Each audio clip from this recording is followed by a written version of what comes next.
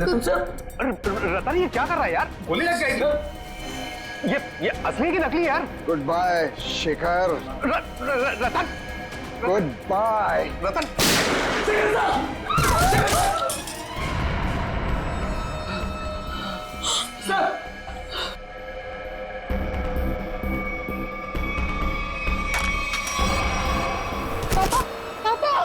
पापा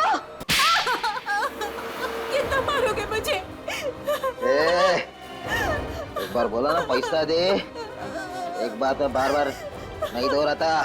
पैसा पेड़ पे नहीं उगता। लोगों के घर में झाड़ू बर्तन पोछा करके ही पैसे कमाए हैं मैंने। ऐसे दारू में उड़ाने नहीं दूंगी। अपने पति से जवान लड़ाती है, जवान लड़ाती है। काकी, हाँ अब आपके घुटनों में दर्द तो नहीं है ना? हाँ बेटा, तूने जो घुटनों के लिए दवा दिया था ना, उससे मेरा घुटना बिल्कुल ठीक हो गया। नमस्कार। नमस्कार, कैसे है? बस ठीक है। हाँ, बड़ी बड़ी बड़ी। ये नीता जी है, नमस्कार। ये नमस्ते। इस चाल में रहते हैं। हाँ, आइए। हमारे चाल के लोग ना बहुत अच्छे हैं, बहुत सपोर्ट करते हैं एक दूसरे को। हाँ, अपने पति से जवान लड़ाती है, हाँ? जवान लड़ाती है। ये सुनील और रेखा का फिर से किचकिच शुरू हो गया लगता है। अरे अगर मेरे को दोबारा पैसा लेने से रोका ना, तो मुझसे बुरा कोई नहीं होएगा। तुझसे बुरा और हो भी कौन सकता है? कहा ना मैंने कि मैं पैसे नहीं दूंगी। जवान लड़ाती है, आज तेरे को सबक सिखा के रहेगा मैं। ए सुनील, खबरदार जो उस पे हाथ उठाया तो। देख सविताई, ये मेरा और मेरे बाइकों का पर्सनल मामला है, बीच में कुछ नहीं बोलने का। इसको तो मैं ये तुम्हारा अकेले का मामला नहीं है, सगा साहिल से मामला है यहाँ। हाँ, अगर दोबारा दीपिका को तुमने धमकी दी तो तुझे चाल के बाहर उठा के फेंक दूंगा मैं। हाँ, खबरदार, जो किसी ने मेरे मर्द को धमकी दी, वो जैसा भी है मेरा पति है और इसे कोई भला बुरा नहीं कह सकता। सुना तुमने? तुम्हारे इतने जुल्म बर्दाश्त करने के बावजूद भी ये अपना पत्नी धर्म निभा रही। क्या तुम एक पति होने का कर्तव्य पूरा कर पा रहे हो? देख, अगली बार ना तूने इस पे हाथ भी उठाया या उंगली भी उठाई ना, तो तेरे को मैं जेल में भिजवा दूंगी, समझा? गलती हो गई। गलती हो गई, चल जा भाई। माफी हमसे नहीं, अपनी पत्नी से मांगो। अरे बस जाने दो, चलो नहा लो, मुझे भी काम के लिए निकलना है। चलिए, अच्छा है, सुनील को अकल आ गई आज। सुनील को तो सबक मिल गया, लेकिन इन दोनों का झगड़ा देखकर ना मेरे को मेरे पुराने दिन याद आ गए। आपके पति भी? हाँ, बहुत शराब पीता था, हर वक्त नशे में रहता था, और जब नशे में नहीं रहता था ना, तो इसी तरह जबरदस्ती मेरे से पैसा मांगता था। और आप पैसे दे देती थी? हाँ, क्या करती? और जब मैंने पैसा देना बंद किया ना, तो मेरे सारे गहने, कपड़े, घर का सारा सामान, यहाँ तक कि घर का पूरा अनाज भी बेचना शुरू कर दिया। और फिर एक दिन यही शराब उनको मुझसे दूर ले गई और लीवर फेल हो गया। आई एम सॉरी, मुझे ये सब नहीं पता था। अब आपके पति के बाद आपके घर में कौन कौन है? मेरे 2 बच्चे थे, अनुज और कशिश। भगवान भी इतना निर्दयी है ना, एक एक्सीडेंट में मेरे 2 बच्चों को मुझसे छीन लिया। ये समझ सकती हूँ कि अपने को खोने का गम क्या होता है। हौसला रखिए, आने वाले दिन खुशियाँ ही खुशियाँ लेकर आएंगे। कल की इसी उम्मीद पे तो मैंने ये एनजीओ की स्थापना की थी, और चाल के सारे परिवार वालों को मैंने अपना परिवार माना। काकी, आप बहुत ही नेक काम कर रही हैं। अच्छा अभी रहने दे, ज्यादा तारीफ मत कर मेरी। हाँ चल अंदर चल, मैं तेरे को ना गरम गरम चाय पिलाती हूँ। हाँ अरे नहीं काकी, मुझे ना लेट हो रहा है और आज ही मुझे कॉलेज भी जाना है अपने थीसिस का फॉर्म भरने। तो हम शाम को मिलते हैं चाय पे? पक्का ना? संभल के जाना। आज तो बहुत लेट हो गई।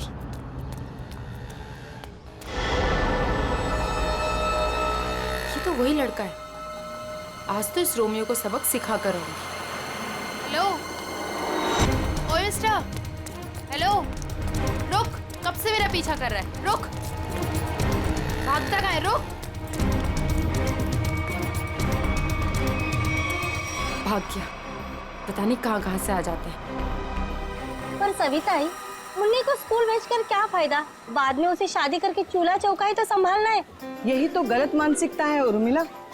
शिक्षा ग्रहण करने के लिए जितना अधिकार लड़कों का है ना, उतना ही लड़कियों का भी है। आज हमारे देश में ज्यादातर परिवारों में महिलाएं उतना ही आर्थिक सहयोग देती है जितना कि पुरुष। क्यों नीता, मैंने ठीक कहा ना? बिल्कुल कहा। आज के जमाने में स्त्री का अस्तित्व उसके पिता या पति पे निर्भर नहीं करता। लड़की को भी पूरा अधिकार है कि वो अपनी पहचान बना सके और समाज के साथ कंधे से कंधा मिलाकर आगे बढ़ सके।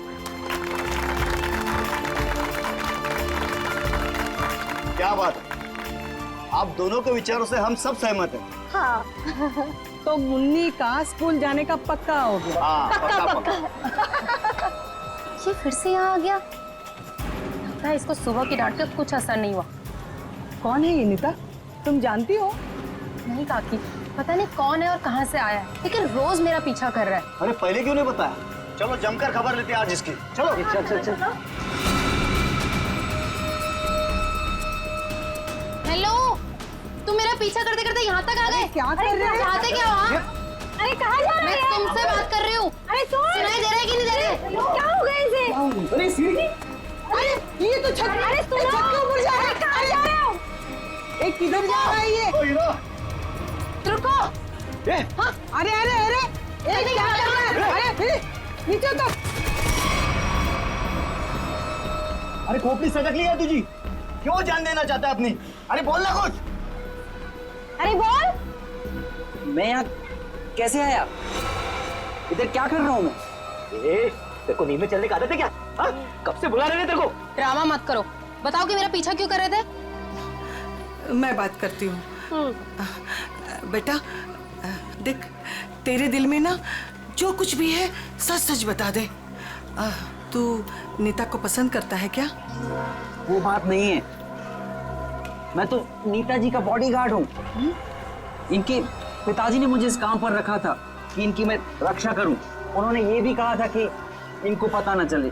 झूठ मत बोलो, मेरे पापा मुझसे बिना पूछे कुछ नहीं कर सकते। मैं सच कह रहा हूँ। ये मेरा आईडी कार्ड।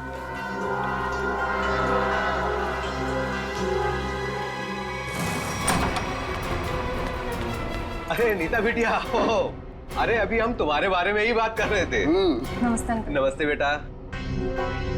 क्या बात है बेटा, अंकल से नमस्ते और पापा से हेलो हाय कुछ भी नहीं? मैं आपसे बहुत नाराज हूँ। ऐसा मैंने क्या कर दिया? आप जानते हैं ना कि मैं मंगलावाड़ी चौल में अपनी रिसर्च कर रही हूँ। मुझे उन लोगों के रहन सहन, उनका गुजर बसर वो सब जानना है, इसलिए तो मुझे उनके बीच में रहना पड़ रहा है। हाँ बेटा, तो मैंने आपको अनुमति दे तो दी थी ना चौल में रहने की। अनुमति दी, वो ठीक है, लेकिन वो बॉडीगार्ड, वो मेरे पीछे क्यों आ जाता है बार बार? देखो बेटा, मैंने बॉडीगार्ड इसलिए रखा था कि मैं चैन की नींद सो सकूं और मुझे यकीन रहे कि मेरी बिटिया वहां पर सुरक्षित है। पापा, मैं कोई बच्ची थोड़ी हूँ, अपनी देखभाल कर सकती हूँ। शेखर अंकल, समझाइए ना पापा को। पापा के लिए तो तुम हमेशा बच्ची ही रहोगी। 50 साल की हो जाओगी ना तब भी। आप भी ठीक है, आप भी ना पापा की तरफदारी कर लो। अरे नहीं बेटा, हम तो आपकी ही तरफ हैं। देखो रतन, ये अच्छी बात नहीं है भाई।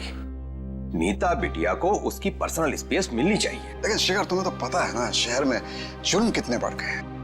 अब मैंने एक बॉडीगार्ड रख लिया तो कौन सा पहाड़ टूट गया यार। मुझे ना आपसे कोई बहस नहीं करनी। कल मेरा जन्मदिन है और ये मेरा जन्मदिन का गिफ्ट कि नो बॉडीगार्ड। अरे हाँ, कल तो नीता बिटिया का जन्मदिन है। अरे यार, मैं तो बिल्कुल भूल ही गया था। लेकिन मैं कैसे भूल सकता हूँ मेरी प्यारी प्यारी बिटिया का जन्मदिन। मैंने जन्मदिन की खुशी में एक बहुत बड़ी पार्टी रखी है। पार्टी? ठीक लगा ना बेटा? Happy birthday Nita.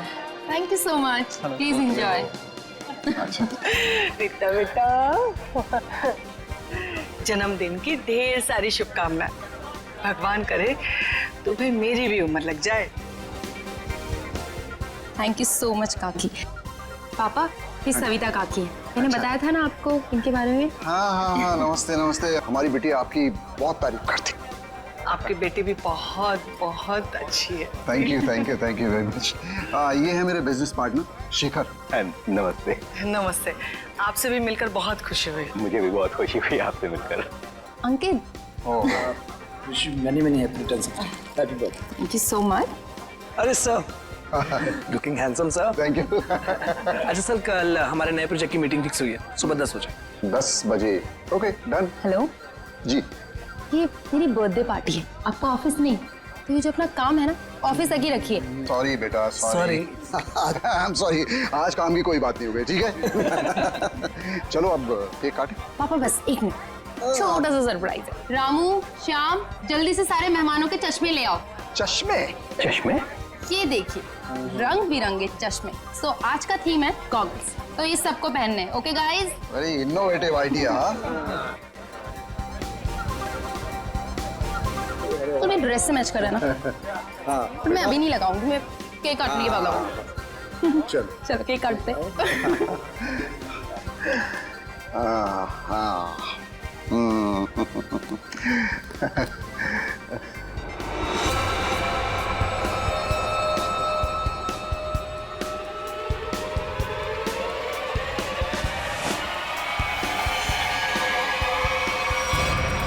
गन?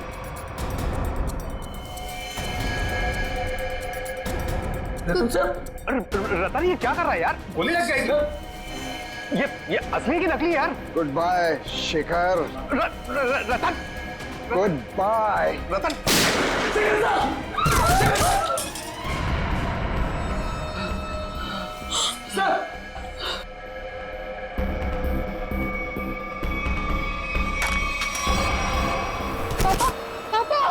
पापा, ये तो बेहोश हो गए।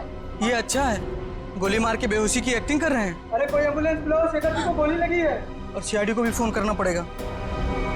Hello CID?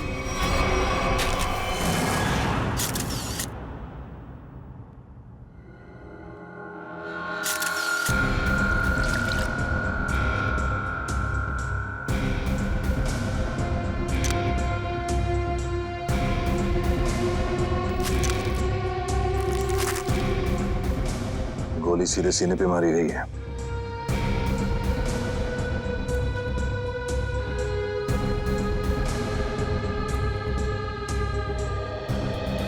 आप सबने देखा था रतन जी को गोली चलाते हुए शेखर जी पे? हाँ सर, हम तो हक्के बक्के रह गए ये देख के। इतनी अच्छी पार्टी चल रही थी, सब कितना एंजॉय कर रहे थे।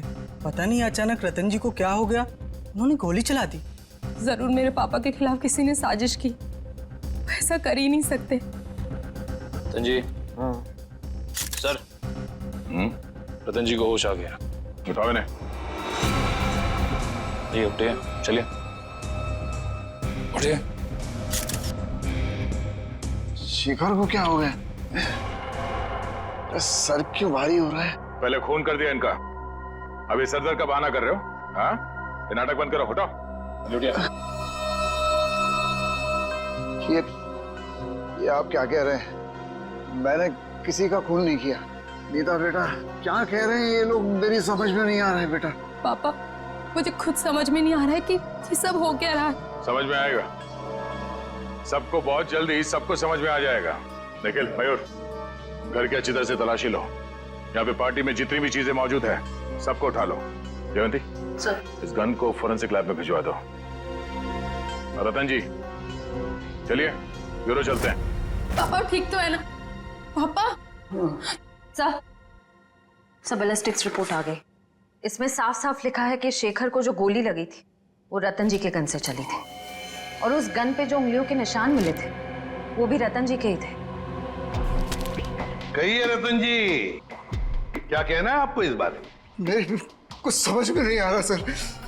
सर बहुत भारी हो रहा है। ऐसा लग रहा है जैसे किसी गहरी नींद से जागा हूं मैं। कोई डरावना सपना देखा है मैंने। हाँ, मगर क्या करे, शेखर जी की मौत तो कोई सपना नहीं है।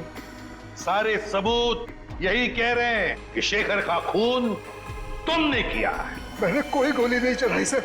आप मुझ पर यकीन क्यों नहीं कर रहे सर? तो फिर वो गोली क्या अपने आप शेखर जी के शरीर में गई? कुछ याद नहीं आ रहा है मुझे।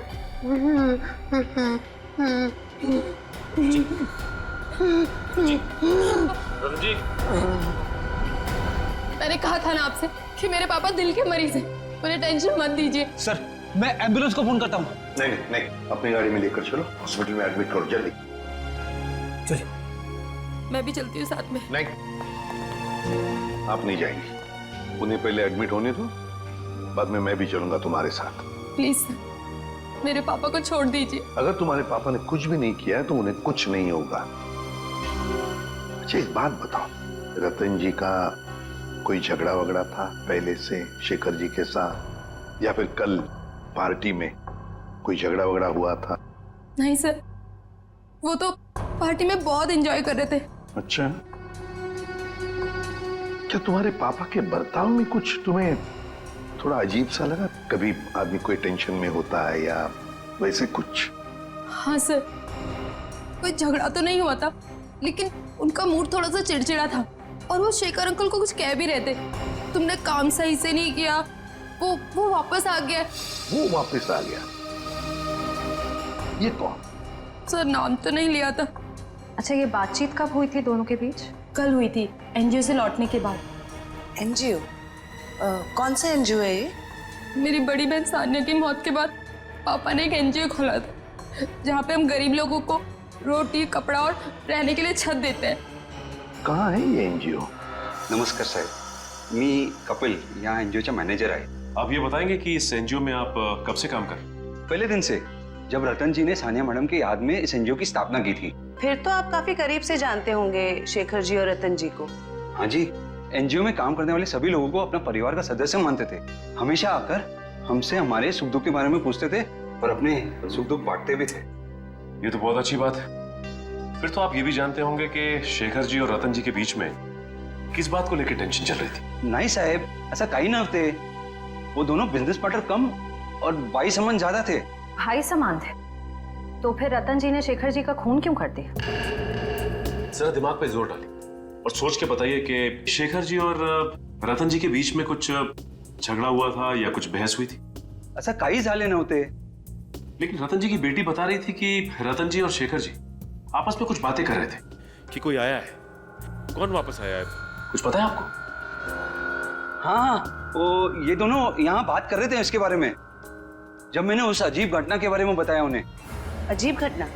कैसी अजीब घटना? कुछ दिन पहले एक आदमी ने मुझे फोन किया था, कहा शेखर जी और रतन जी ने उसे काम पे रखा है और उसने अपना अपॉइंटमेंट लेटर मेल किया कंपनी के लेटर हेड पे, प्लीज चेक कर लीजिए। दूसरे दिन से वो काम पे आने लगा और सब फाइलें वगैरह चेक करने लगा। कौन सी फाइलें चेक कर रहा था? सारी फाइलें, टैक्स की फाइलें, अकाउंट्स की फाइलें, और हाँ, रतन जी और शेखर जी के जिंदगी के बारे में काफी सवाल पूछे।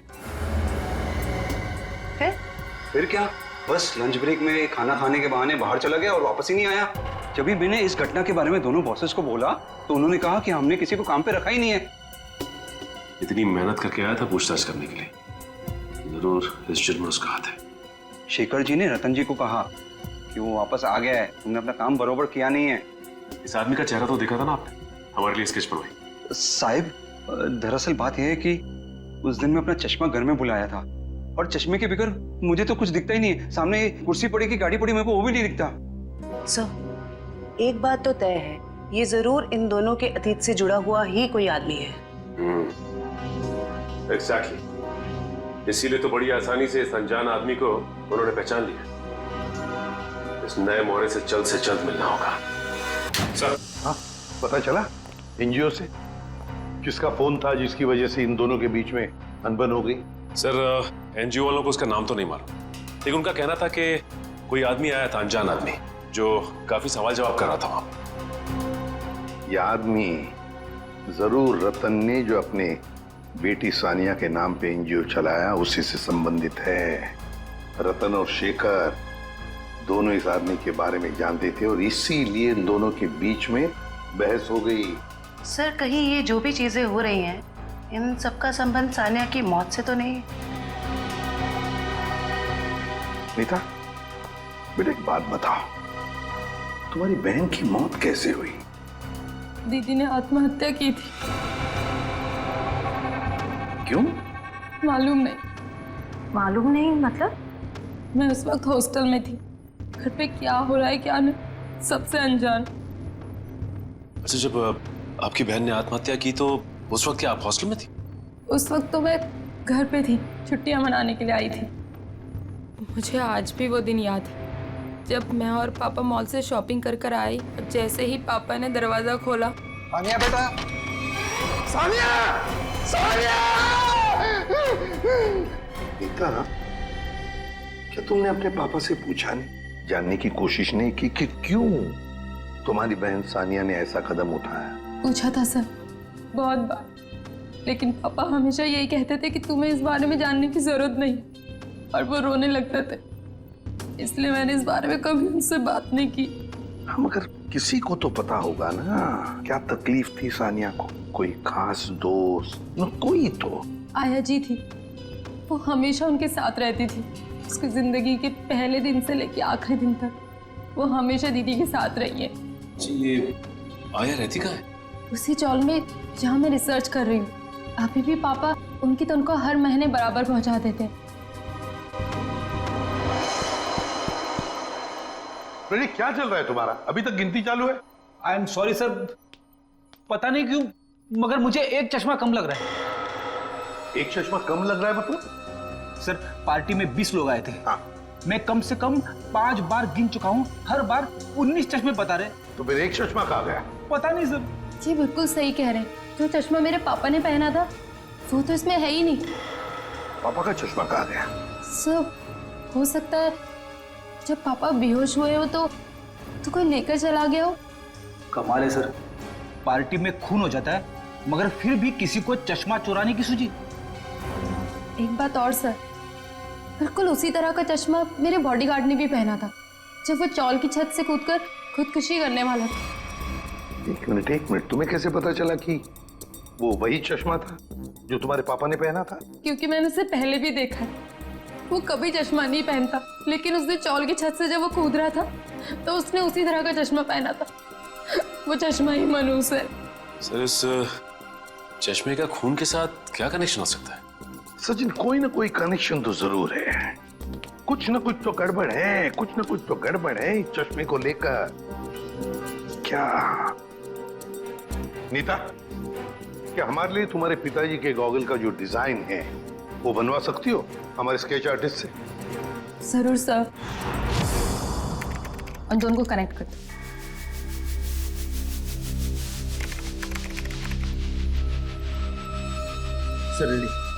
ठीक है, थैंक यू।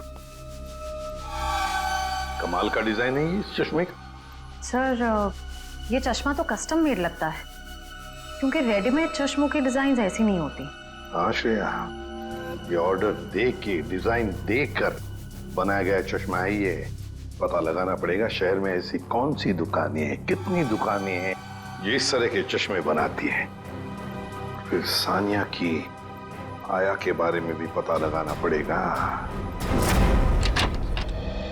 हेमलता जी। कौन है? आप सानिया की आया थी ना? हाँ, पर आप लोग? देखिए हम सीआईडी से। सीआईडी? माफ करना माँ जी, हम लोग ने आपको परेशान किया। ठीक है बेटा, दिवस भर में आराम ही करती हूँ, पर आप लोग यहाँ कैसे? देखिए हिमलता जी, आप सानिया की आया रही बचपन से, है ना? और फिर सानिया ने आत्महत्या भी की, ये तो आप जानती ही हैं। अब ये जानना चाहते हैं कि क्यों सानिया ने क्यों आत्महत्या की।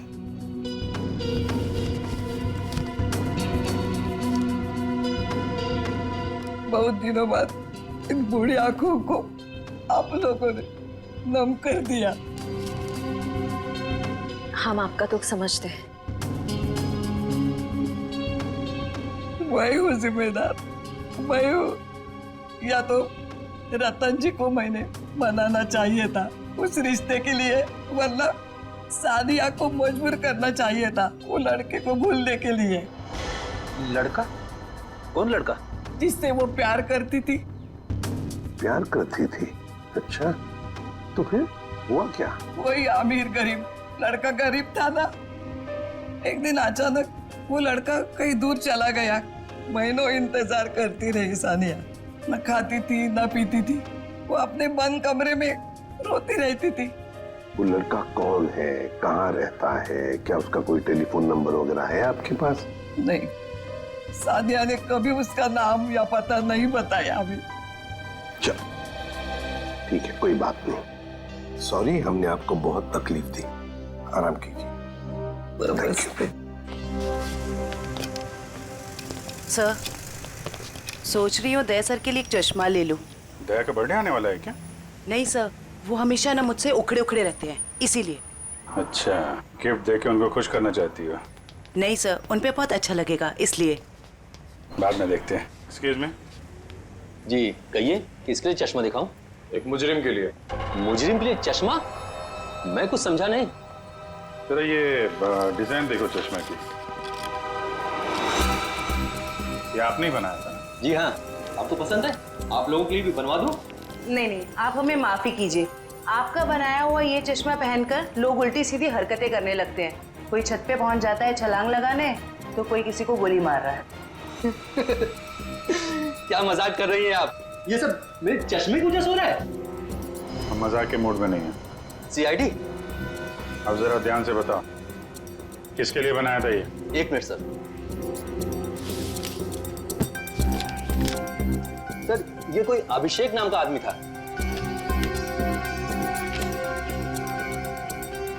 क्या बात है सर, नाम भी है, एड्रेस भी और फोन नंबर भी है। कॉल करो सर। जी।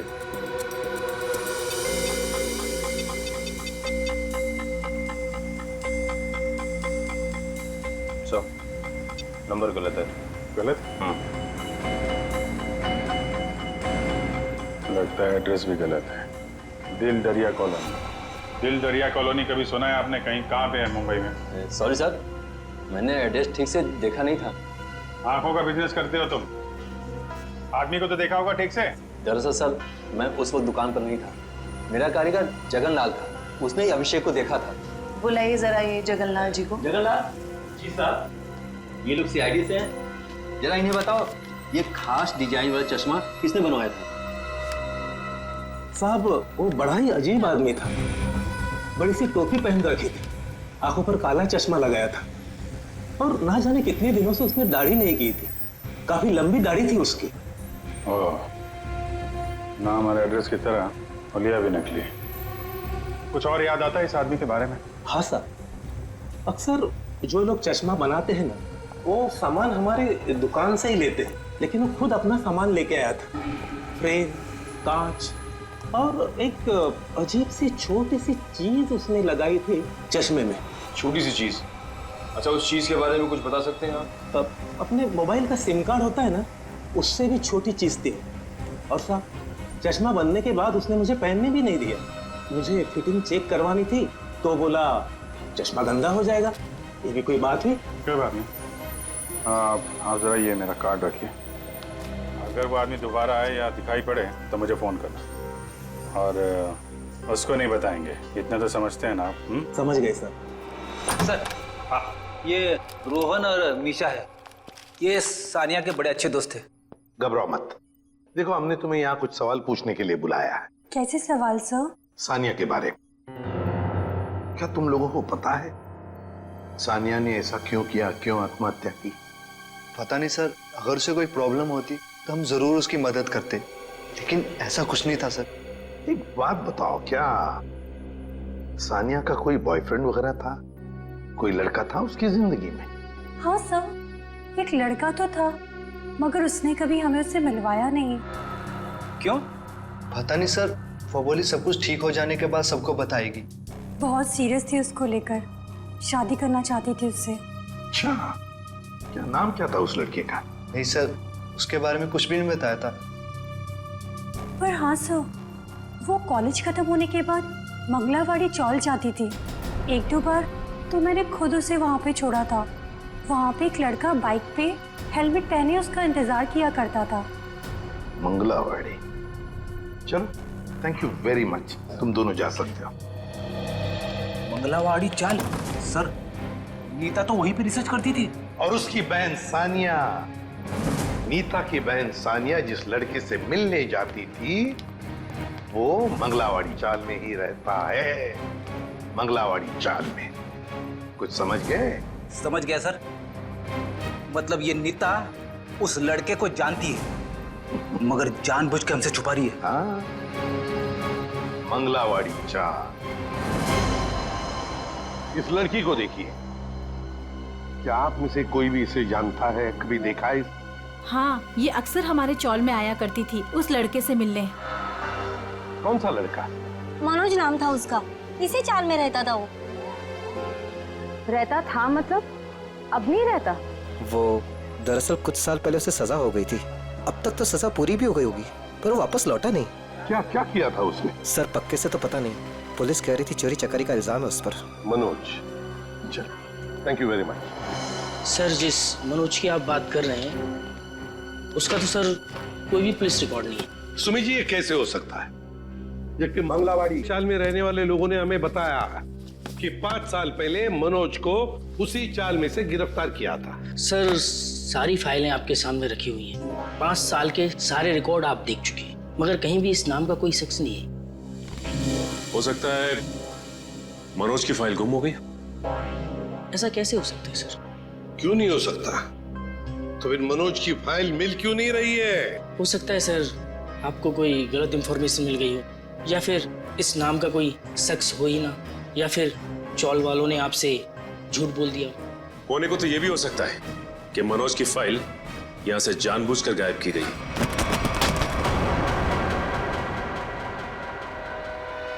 रवि जी, क्या हुआ? तबीयत बिगड़ गई क्या? ये अचानक पसीना क्यों आने लगा? अरे कांपने क्यों लगे तुम? और अचानक ये फाइल छूट कैसे गई तुम्हारे हाथ से? नहीं सर, ऐसी कोई बात नहीं है। हमसे कोई भी कुछ भी छुपा नहीं सकता। बताओ क्या बात है? भागता किधर? लगता है सर ये बिना दवा खाए इसकी बीमारी ठीक होगी नहीं।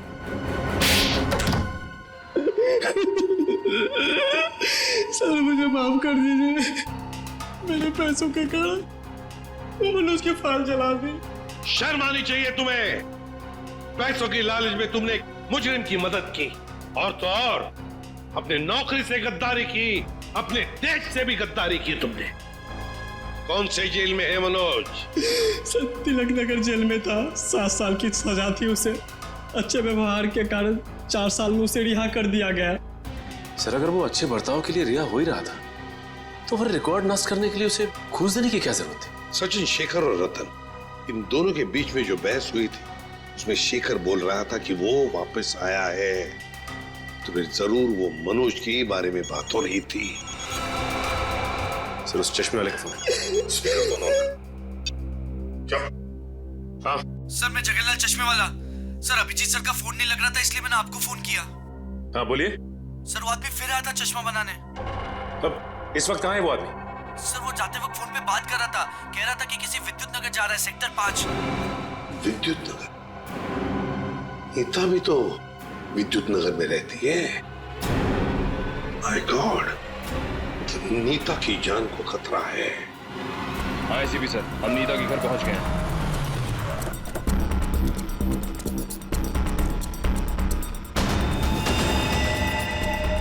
ओह नो, ये नीता छत पे क्या कर रही है?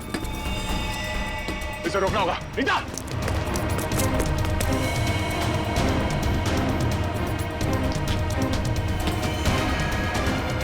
नीता!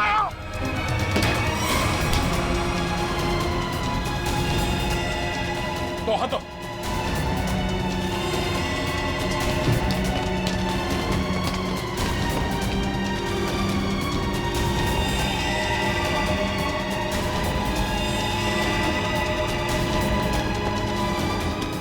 पकड़ो। आ जाओ। मयूर चश्मा। ये क्या कर रही थी तुम? अपनी जान क्यों दे रही थी? जान दे रही थी? मैं क्यों अपनी जान दूंगी? तुम छत पे क्या करने आई थी? छत पे? मैं छत पे क्या कर रही हूँ? मुझे कुछ याद नहीं आ रहा। मैंने वो चश्मा पहना था और पता नहीं मेरा सर दर्द हो रहा। सर इस केस में ये क्या हो रहा है? लोग अचानक खुदकुशी करने चले आते हैं। सारे हादसों में एक चीज कॉमन है, ये चश्मा। ये चश्मा पहनने से पहले क्या हुआ था वो तो याद है ना तुम्हें? हाँ सर। नीता, मुझे पता है तुम पर क्या बीत रही होगी, लेकिन तुम चिंता मत करो, सब ठीक हो जाएगा। काकी, ये क्या है? ऐसी हालत में मुझे ये गिफ्ट तुम्हें देते हुए बहुत अजीब लग रहा। गिफ्ट? हाँ, तुम्हारा बर्थडे था ना, तो हमारे चौल के बच्चों ने अपने हाथों से बड़े प्यार से तुम्हारे लिए गिफ्ट बनाया।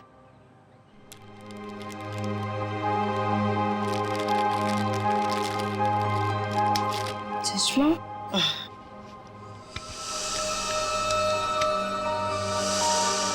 ये सविता जी कौन? सविता जी मंगलवाड़ी चौल में रहती हैं, बड़ी नेक औरत है। ये कितनी नेक औरत है ये तो उनसे मिलने के बाद ही पता चलेगा। अरे अरे अरे अरे सविता जी, लगता है हम लोग गलत वक्त पर आ गए। कहीं जा रही थी आप? हाँ, वो कुछ जरूरी काम आ गया था, इसलिए मैं कलकत्ता जा रही हूँ। लेकिन क्या करें, अब तो आप कलकत्ता जा नहीं पाओगी। क्यों नहीं जा पाऊंगी? वो क्या है ना कि मुजरिमों को यहाँ खुले घूमने की आजादी नहीं। मुजरिम? कौन मुजरिम? शराफत का नकाब उतार, नीता ने हमें सब कुछ बता दिया है। मेरे को कुछ काम है, मैं अब तक तुम्हारी उम्र का लिहाज करें, मुझे सख्ती बरतने पे मजबूर मत करो प्लीज। बताइए। मैंने जो कुछ किया अपने बच्चों के मौत का बदला लेने के लिए किया। बच्चों की मौत का बदला? हाँ, नीता के पिता रतन ने मेरे दोनों बच्चों को मार डाला, अपने बिजनेस पार्टनर शेखर की मदद लेके। जान ली? लेकिन क्यों? क्योंकि उसको गलतफहमी हो गई थी कि मेरा बेटा तनुज वही लड़का है जिसे उसकी बेटी सानिया प्यार करती थी। क्यों हुई ऐसी गलतफहमी? क्योंकि एक दिन तनुज सानिया को घर छोड़ने गया था, तो रतन ने देख लिया और वो गलत समझ बैठा। फिर शेखर ने गुंडे भेजे इधर मेरे घर पे, मेरे दोनों बच्चे तनुज और कशिश को मार डाला। मैं उस टाइम पे घर पे नहीं थी, इसलिए जिंदा बच गए। पर नीता ने क्या बिगाड़ा था तुम्हारा? उसे क्यों सजा दी तुमने? क्योंकि रतन ने मुझसे मेरे बच्चे छीने साहब। उसको वही दर्द देना चाहती थी। मनोज कहाँ पर है?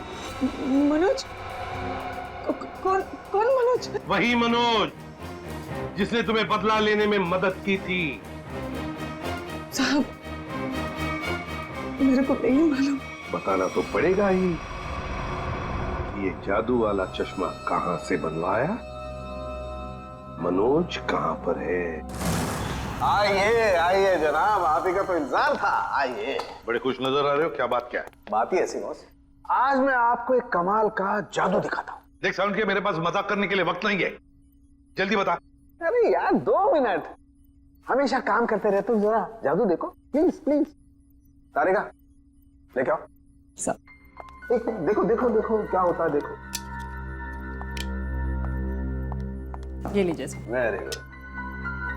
सचिन यार, तुम ये जरा चश्मा पहन लो। चश्मा? लेकिन मैं ही क्यों सर? अरे पहनो पहनो, मैं हेल्प करता हूँ तुम्हारी। अब सचिन जरा ध्यान से देखो और बताओ कि ये चश्मा वहां से ला करके किसने दिया? अरे सर कैसी बात करते हैं, तारिका ने। नहीं सचिन, कौन से देखो, ये चश्मा वहां से उठा करके तारिका नहीं श्रेया लेकर के आई। मैं? अरे सर कैसी बात कर रहे हैं आप? आपके सामने जो खड़ी है वो तारिका है और जो यहाँ खड़ी है वो श्रेया है। सचिन जरा गौर से देखो और फिर बताओ, तुम्हारे सामने जो खड़ी है वो तारिका नहीं है, वो श्रेया है। सचिन। हाँ सर, मेरे सामने जो खड़ी है वो श्रेया है।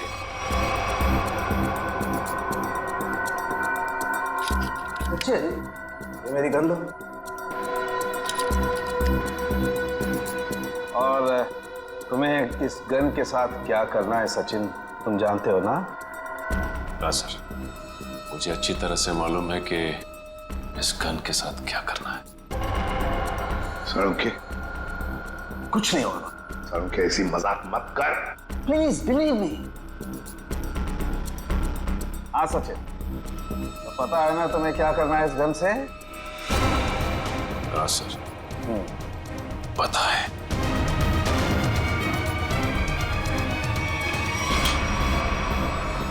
लाओ सचिन, ये गन मुझे दे दो। अब ये चश्मा भी तुम्हारा उतार देना है। बस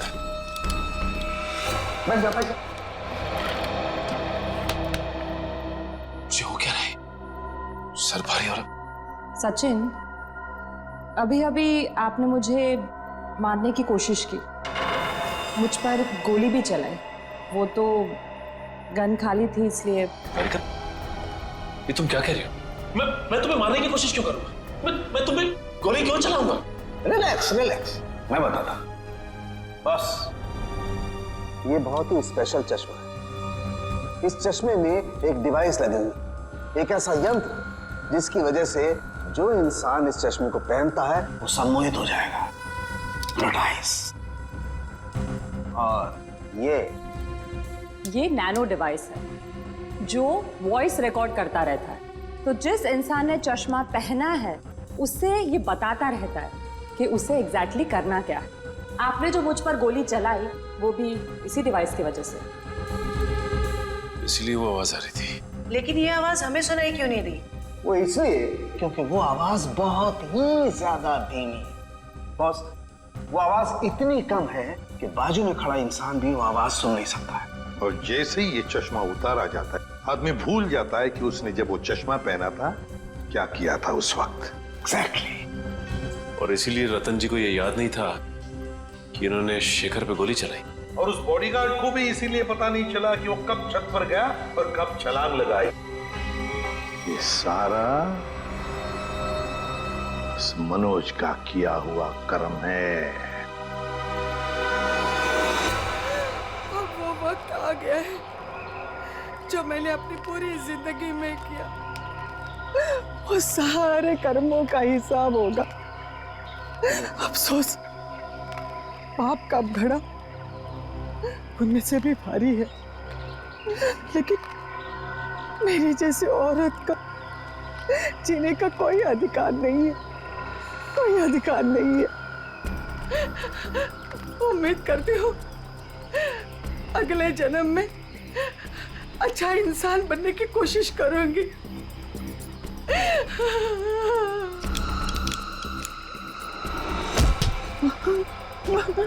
ये क्या कर रही है? उतार चश्मा, उतार। मेरा बच्चा आ गया। तूने जहर पिया? आई, ये क्या किया तूने? मेरे को नहीं पता मैंने ऐसा क्यों किया। बेटा, मेरे को माफ कर दे, हमारे साथ इतना ही था। नहीं आई, आई नहीं, आई। जिस किसी ने भी तेरे साथ ऐसा किया है माँ, तेरी कसम उसे छोड़ूंगा नहीं मैं। अब पता चला किसी अपनों पर वो मौत का चश्मा लगाने के बाद कैसे लगता है। चलो अब तुम्हारी आंखों पे कानून का चश्मा चलाते हैं। कहाँ भाग रहे हो? रुक, सचिन उधर से पीछे जाओ उसके।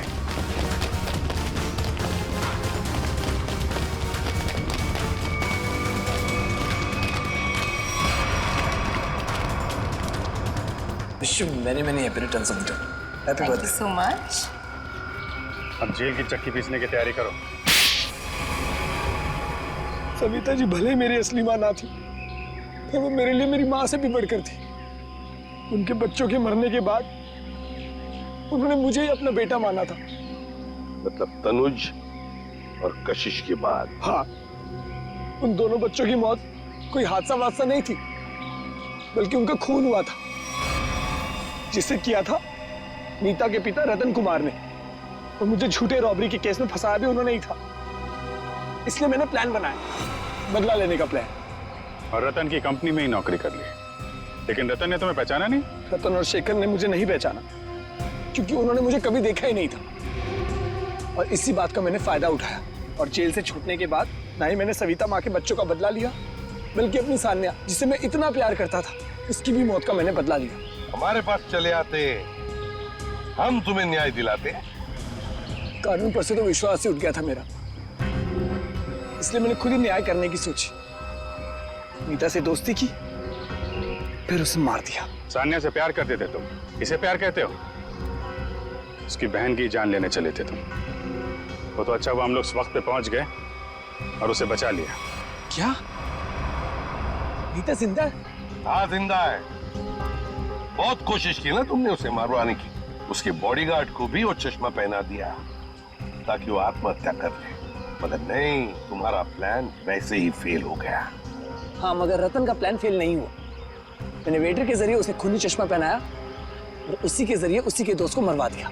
और फिर हमारे आने से पहले वो चश्मा तुमने गायब कर दिया। तो फिर वो चश्मा सविता के जरिए तुमने नीता तक पहुंचा।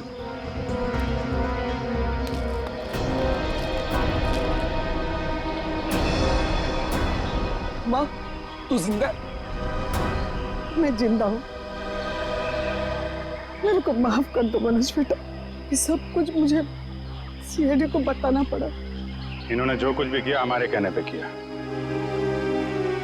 अपना बदला पूरा करने के लिए तुमने बहुत नाटक किया और तुम्हारी असलियत सामने लाने के लिए हमने भी ये छोटा सा नाटक किया। क्या मिला तुम्हें? इस बदले की आग ने तुम्हें कहां से कहां पहुंचा दिया। अब जेल की सलाखों के पीछे सड़ते बैठना। कानून तुम्हें कड़ी से कड़ी सजा देगा, शायद फांसी ही होगी।